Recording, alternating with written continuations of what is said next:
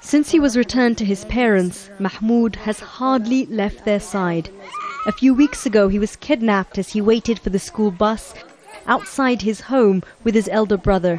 The men took him to the desert and demanded a ransom the family couldn't afford. When I asked him what his biggest fear was, he said that they'd kill him.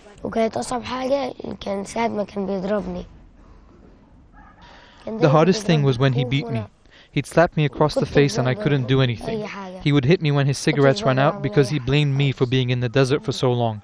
All I could do was pray. The men were eventually caught by military intelligence. Mahmoud had been captive for 12 days. He was taken on Sunday and I didn't hear anything until Tuesday.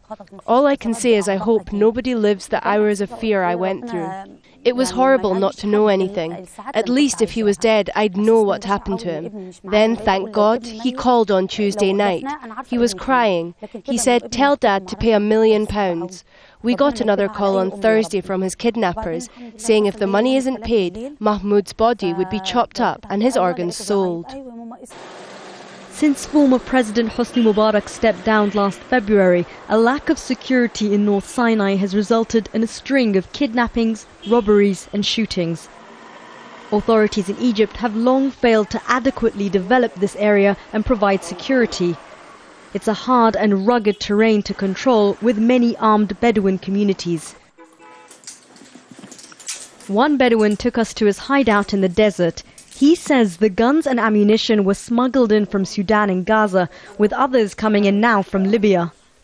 He insists he's not a terrorist and says being well armed is the only way to protect his tribe and community. The police chief insists the situation is now under control.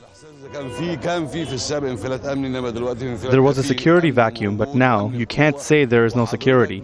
People on the street can feel our presence. As parliamentary elections for the lower house come to an end, attention is turning to the challenges ahead.